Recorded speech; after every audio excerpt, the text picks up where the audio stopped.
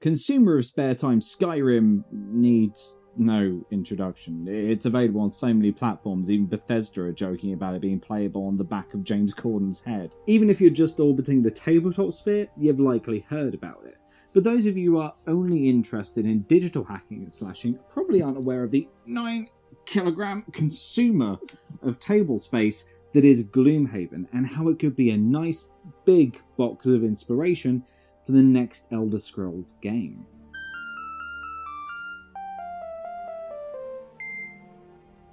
Gloomhaven has you and up to 3 others scouring dungeons for gold, and potentially doing some good for the townsfolk if the opportunity arises. We're not too fussed if it doesn't though. Players dive into dungeons, programming their characters before adapting as a group to the situation at hand, and improvising strategies with the abilities they played to clear rooms of nasties, or just hoover up gold for themselves. It's a game full of boards, stickers, pieces, but most of all, brains. It's Cranium serving up a bevy of characters to play as, all of whom need to bounce off one another in a bid to bring out their greatest strengths, or even just get by. Combat in Gloomhaven creates this intricate, ever-changing puzzle as players put forth abilities from their hands, but can only allude as to what they're thinking of doing, only finding out exactly what everyone else has on their cards once they're flipped over simultaneously as well as their enemies, forcing everyone to potentially improvise based on what's best for the group, or based on the amount of daggers now heading for their necks that they now have to dodge. This box is full of ideas, some of which you Elder Scrolls players might find a connection to.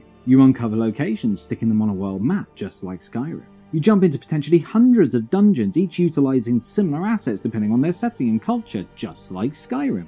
You level up your characters to obtain perks to make killing even easier, just like every other RPG. Come on now, not everything revolves around Skyrim. But unlike Skyrim, Gloomhaven's entire focus is centred around its combat system, forcing you to know when you should work as a team and when you should just split off and do your own selfish thing. Every action counts, as the cards you play risk being completely lost as the rounds go on. You're all on a countdown as your stamina wanes with each swipe, bash and kick, and the ideas here could give the combat in Elder Scrolls a real shot in the arm, providing the higher-ups of Bethesda are willing to give their designers the time and resources to create an entirely new combat system, rework how stamina works, add some RTS elements in there, because otherwise it'll just be a bunch of arms flailing around, and sharpen up the AI to a point it could endanger humanity. And I'm not sure that's going to happen. Not since the incident. Skyrim has a pretty flimsy combat system, with tepid sound effects plucking up the courage to speak when you make a hit with a weapon that feels like you're having the same impact as swinging a baguette around. Yet it's not one I feel that Bethesda Softworks would be willing to start adding more resources to change, as it fundamentally does the job. It's amazing to imagine the intricacies of a polished team-based thwack-em-up with AI partners perfectly moving into position to combo together magnificent mashing.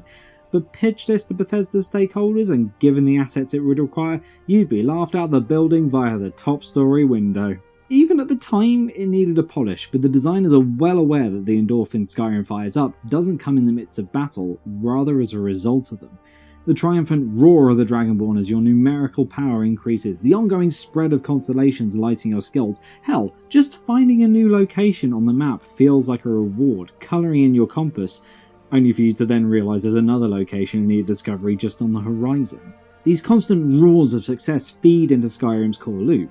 It's why you can literally lose hours to this monolith as it casts a life drain on you.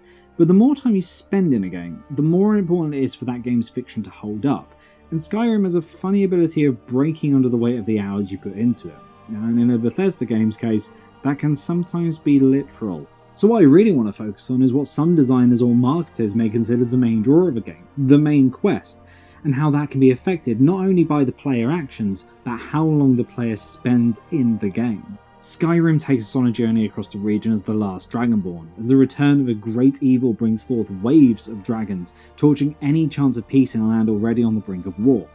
As the land is set ablaze by forces long thought dead, it's up to you to prove the legend of the Dragonborn true, and accumulate the power to face off against this threat, absorbing the souls of dragons to unlock the ability to do more screams at them. And in its opening hours, you feel yourself making an impact. That gameplay loop discussed earlier, bundled with the initial epicness of taking down dragons to unlock new powers, makes you feel like you're the only one that can take on this threat, each level separating you further from the mortals you walk with. In the first act, you meet locals in danger, experience your first dragon kill, and meet the Greybeards, who mentor you in the language of dragons to understand the capabilities of your unique powers. It's a nice balance. As you're rapidly building up your skills numerically, you're also getting to grips with just how wacky things can get with your powers. Skyrim's bulk of skill trees and the ability to scream men across miles like Mariah Carey when delivered the wrong kind of Skittles builds this power trip, this chosen one narrative that you will pull the world from the jaws of oblivion.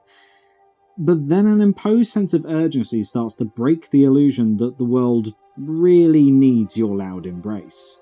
As the threat supposedly grows, NPCs remind you that the great evil needs sorting out now, and that the player should rush to their next objectives in the main storyline. In reality, you can just stand there and hit the wait button for an in-game year, and a good deal of the land is still very much unburned. In fact, early on in the story, it was apparently a serious matter of urgency that I defended Whiterun from a pivotal dragon attack. But instead of doing so, I just spent a couple of in-game days mucking about with the mammoths, which was far more preferable. And when I eventually got to the battleground, I got there just in the nick of time. Yay, what a hero. The natural progression in the main quest makes it feel like folks are getting jumpier as the big bad is apparently gaining power. I always thought a main quest in the game should distill the tone or themes you want players to feel. Skyrim sets that up nicely, building you up, but it's a game built to distract with copious numbers of side quests and other things to be going on with that shouldn't take a priority, but totally can. That core loop of getting stronger to defeat a rising evil remains, but an ongoing list of errands can easily belittle it. The beginning that imposed the Dragonborn's importance and their power begins to wane as the plot escalates, but the world around them remains the same from when they entered it. But how does Gloomhaven get around this problem? Well, by simply putting you in the shoes of a bunch of schmucks. In Gloomhaven, you all play as a bunch of noblies, most of whom you'll see the back of before the campaign comes to a close, and none of which have a beckoning to be the one true hero of the land. As mercenaries, you only really care if the world lives or dies on the basis that if it does perish, well, you won't be able to get any more gold from it. Now, in places, the story in Gloomhaven can be a bit run-of-the-mill, almost to the point where it's just doing the service of saying the game has a campaign with it.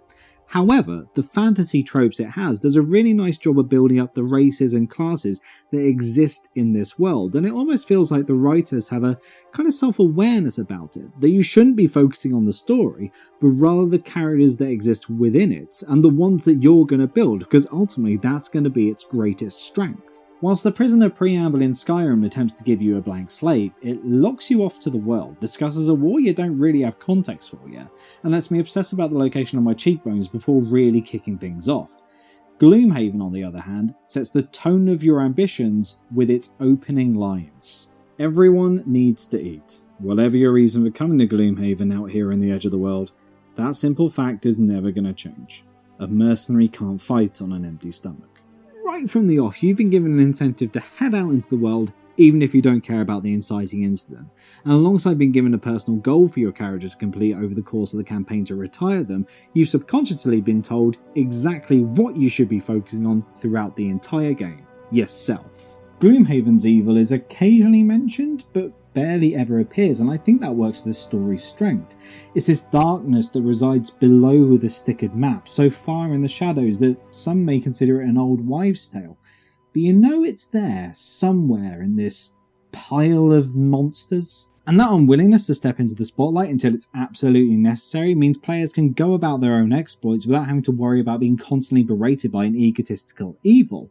With no impending deadline to cataclysm, there's no guilt in having a short attention span. Want to fulfill your personal goals of collecting the blood of super-specific monsters, or want to bring some merciless bandits to justice? Sure, go ahead, it's not like the town's going to level itself in your absence. The urgency to slay Gloomhaven's big bad only rises when you start to provoke it, otherwise it will just lie in wait scheming like it has done for a while now. But these lessons in implied evil are certainly not one Skyrim takes on board. Oh, the TV's not on. No matter how hard you try, the terror in Skyrim never really ends. Even after laying your claim to the main quest, dragons are still flying around, terrorising the locals, burning your scalp every time you walk cross country.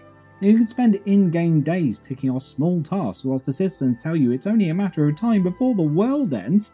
The lack of priority and the implied urgency creates a threat that's kind of difficult to buy into, but you know, it's not the end of the world. But that's precisely the problem. Some may not care about the main story at all. I mean, if I look at the percentage of people who completed it, that certainly feels like it's the case. And this is a world where likely all they want to do is become a decent blacksmith, work on their backswing, or steal a bunch of cabbages. And that's their prerogative, I can't argue with any of those. But the game tries so hard to build up a tremendous threat that has very little impact. After enough time, the dragons just become another part of the ecosystem, one that might be a nuisance if they weren't a key part of building up your vocabulary and shouting, but other than a heftier amount of corpses littering the place, nothing else really changes. Although, I guess in the Civil War questline, this little bandstand thing in Whiterun comes down after an invasion, but it never gets repaired. Like, come on, I give so much money to this town, surely the council can get off their asses and do something about this. But at the end of the day, you're still going to have dragons lurking above you, and whilst townfolk may speak of your daring deeds, you soon realise they're all running on the same script like the Truman Show is shutting down around them. And no, we're not making any arrow to the knee jokes here, alright? It's not 2011 anymore. No matter how much we want to go back. But what's more bizarre is how your former mentors talk to you once you've finished the prophecy. They recount your achievements, but then start to talk about your future. How you'll be remembered from this point onwards with your next actions, as if this is the start of your adventure? It's odd, because this makes it clear that not only does every NPC think this is your top priority, but the quest designers do as well, assuming that despite the constant distractions, you diligently tackle the crisis straight away. And it's made even stranger by the structure of this questline. On top of the countless locations up for discovery, the main quest itself forces you to visit several guilds, all of whom have hearty questlines that are almost as long as the main one, all of which promise a nice little side story and potentially leadership of their respective guilds. And a few also encourage completion on the basis of yet another world-ending event. Given Elder Scrolls games are great at distracting you, there's a strong chance you'll be hooked by one of these, and each hour you spend trying to get to the top of an unconventional career ladder undermines the urgency of the situation at hand. And if you do complete at least one of these before moving on to save the world, you get this speech asking what impact you'll proceed to have and whether people will remember you. It's like, I'm head of the Guild of Assassins, people quiver at my shadow. You may not respect my career, Dad, but you can at least acknowledge it. The overall tone the main quest delivers from a chosen one narrative and combat and gameplay is power, and subconsciously it's one that's being undermined as you're getting reminders that your actions aren't amounting to much, and some of its most important players frankly don't care about anything else you've done. Some of the side quests actually do a better job of strengthening its core loop than the main quest, a string of epic events that sound like they're on a countdown, but are actually awaiting your action to get moving. But what I love about Gloomhaven is the fact that pretty much all the quests focus on survival, and survival is pretty much based on your wealth. It's pathetic, Grab. Gear is pricey, but well worth shelling out for thanks to their benefits, frequently dragging you away from the brink, and upgrading your cards can give you great little perks with customization, but cost ludicrous amounts of money. Secret golds are dished out to every player each time you delve into a dungeon, which can contribute to you getting some nice perks to boost your deck. Some of these can absolutely bugger up everyone's plans, but the temptation to give your deck a positive shot is exceptionally tempting, and folks can forego a hack and slash in action to instead nick any coins surrounding them, which is one of the most selfish things you can do, but it is a hell of a way to make some decent cash fast. And it's nice to see your tribulations with building funds not only tie into the gameplay, but reinforce that tone that was set right from the beginning of the story, the hunger that riles inside you to hoard as much cash as possible, and this confidence in the theme allows it to reinforce this flavour in all of its quests, possibly the best example coming from The Well of the Unfortunate. And for those who don't want spoilers to Scenario 69, feel free to giggle over everything I have to say because I just said 69 until this point in the video. I won't judge you. Upon your travels, you come across rumours of a mysterious well that will grant wishes to those who drop something of value into it. Close to the well, you find a man, well dressed but distraught. His daughter is ill and no amount of medical aid will help her, but if he drops her doll into the well, he could wish for her recovery. Swarming with monsters, he can't get close, but stating that he clearly has a good deal of coin, you snatch the doll and make your way through to the well. After slaying any critter that crosses you, you commit to sacrificing the keepsake in hopes of a miracle and definitive payment. But that miracle never comes. A few days later you hear the daughter has succumbed to the illness. The legend was ludicrous, and you all thank the heavens that you didn't throw anything of value in there? This is considered a win. It's genuinely heartbreaking, but perfectly grounds the mentality of a mercenary, and ultimately the game doesn't care how you deal with the problems the city faces, so long as you fill your pockets. Now, Gloomhaven's loose storytelling does have its flaws in the fact that it doesn't come with a log, so if you're in the middle of a multi-part side quest and decide to get distracted for a personal errand and come back to it, it's quite hard to know where you left off, but because of the tone of the whole game, it's easy to look past this and just look into exactly how much you're being paid and only care about that. And I'm pretty sure there was another game out there that taught me that you can still spend hours upon hours upon hours in it if you just gloss over the things you didn't enter it for and decide to just really delve into it. I can't remember what it is.